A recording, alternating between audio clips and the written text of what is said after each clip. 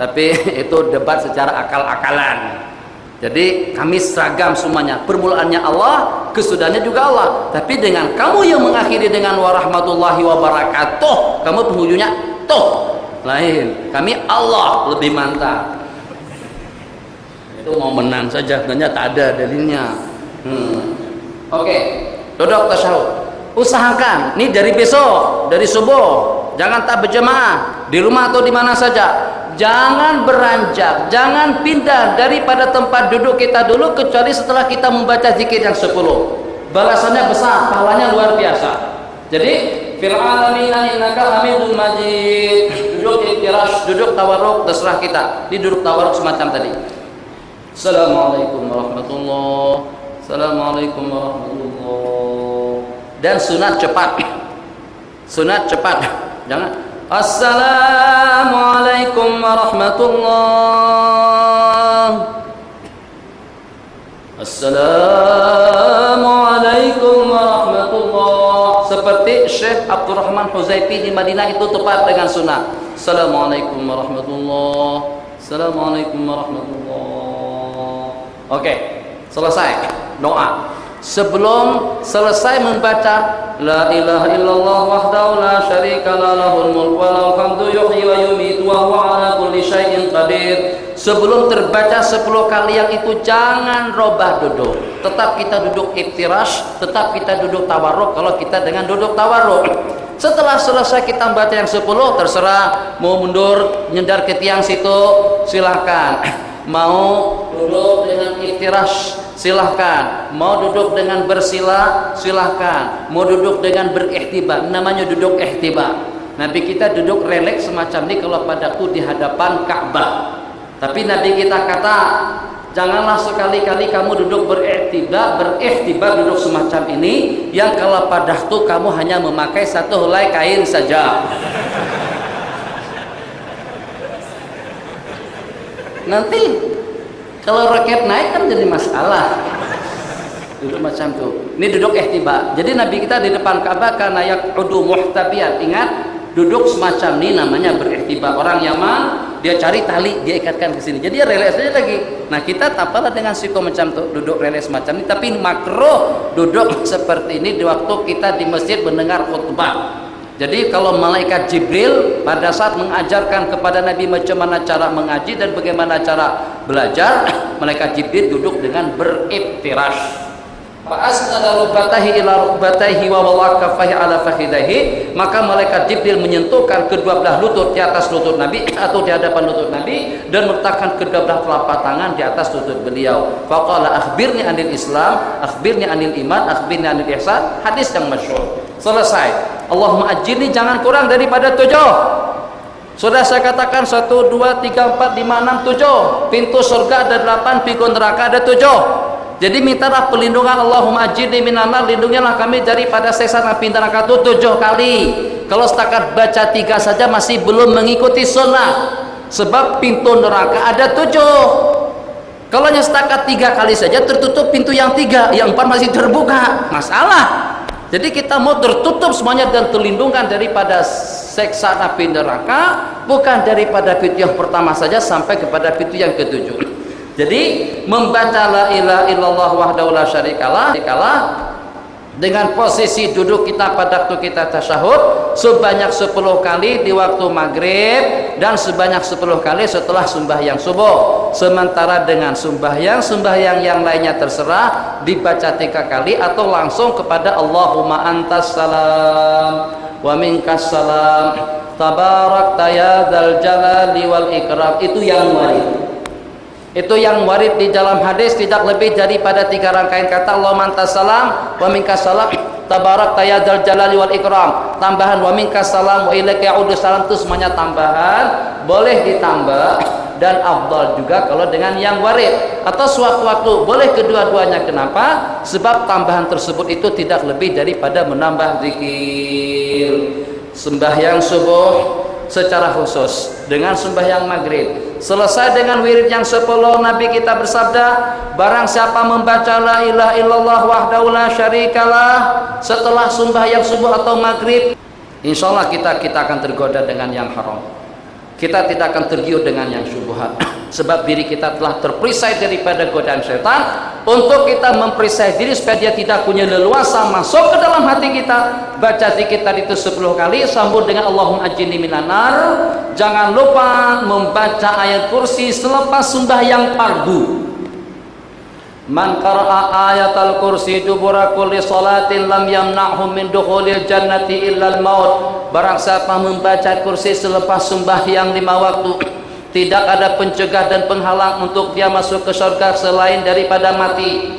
Setelah kita baca kursi, mau disambung dengan Allahumma anta salam wa minka salam, elok. Allahumma a'inni ala zikrika wa syukrika wa husni ibadatik, terserah di mana kita letakkan, elok. Allahumma la mani'a lima a'taita wa la mu'tiya lima mana'ta wa la yanfa'u dzal jaddi minkal jaddu, elok. Dengan muawizat yang 3 wadid di dalam kitab Sunan Abi Daud.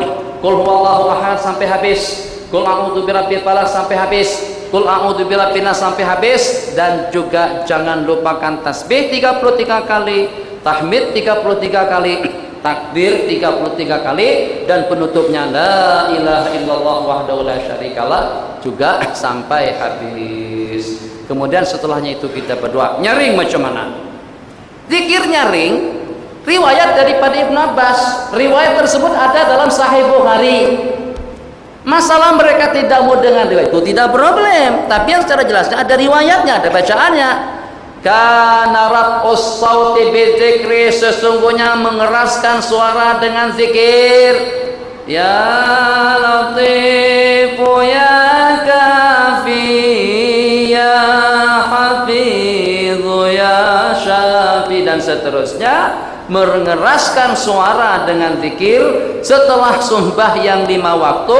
Karena dzalika fi ahdi Rasulillah, itu sejak daripada zaman Rasul. Kalau ada bacanya macam itu kenapa diharamkan? Anta mau silakan dari awal tak apa. Yang tak zikir tak jadi masalah. Yang zikirnya sirri lebih afdal, ikut pendapat Sayyidina Abu Bakar kalau zikir sirri, Sayyidina Umar kalau berzikir nyari. Jadi Nabi kita tanya, Abu Bakar kenapa zikir sirri? Sebab saya berzikir kepada yang maha mengetahui dengan segala-galanya. Bisikan kita pun Allah tahu. Kenapa Umar? Kamu kenapa berzikir nyaring? Saya berzikir untuk membangunkan orang mengantuk. Yang kedua, liutrida syaitan, untuk mengusir syaitan. Subhanallah, subhanallah, subhanallah, subhanallah, alhamdulillah, alhamdulillah, alhamdulillah, alhamdulillah. Itu zikir kita di sini dan kami amalkan di Bogor. Santri kalau tak berzikir nyaring saya marahi di sana. Jadi saya tahu samping-nyamping kami itu salafi banyak. Pokoknya salafi zikir perlahan-lahan, kami zikir nyaring sekali, pakai mic lagi. Biar mereka marah itu supaya cepat stres, cepat mati.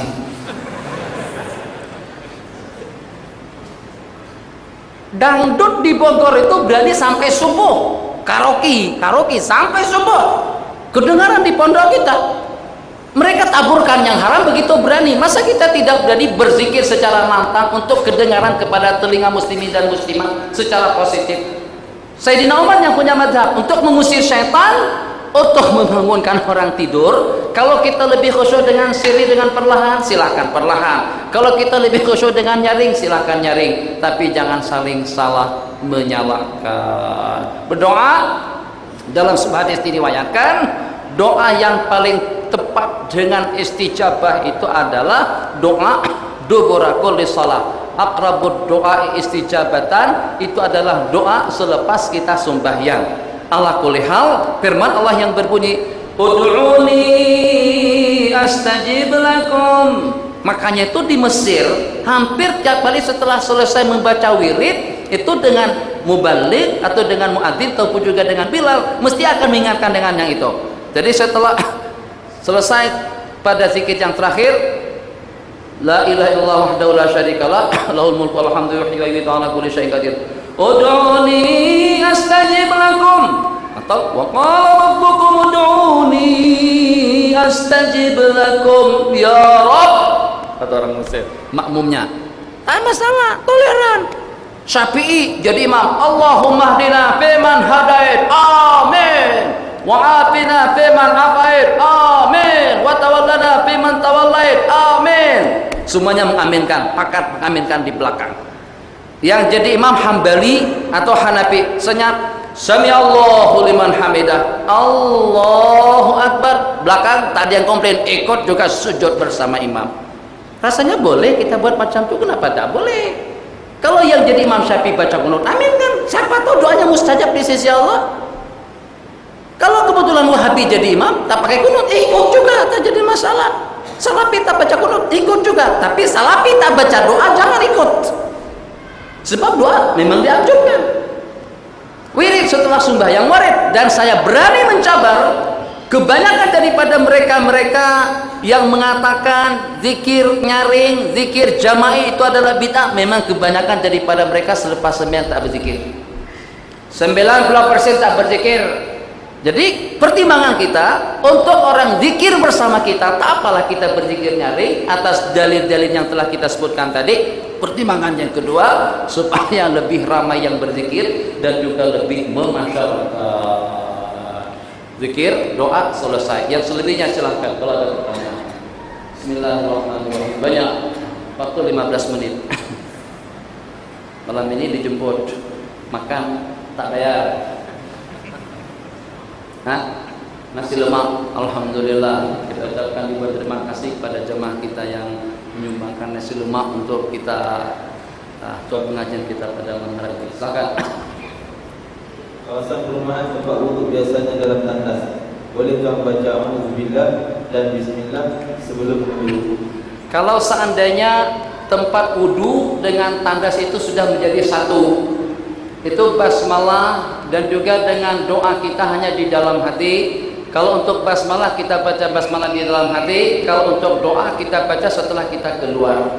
Itu kalau kita mengambil air wudhu di dalam tandas, baik dengan yang dibaca maupun dengan yang dibawa masuk. Lafzul jalalah, nama yang terhormat, hukumnya makruh. Jadi ada larangan karahatu tanzih membaca Al-Quran atau zikir di dalam tandas. Silakan. Untuk mengatasinya pisah dua, sekat antara tandas dengan tempat wudhu yang walaupun tersekatnya itu hanya setakat dengan kain. Silakan.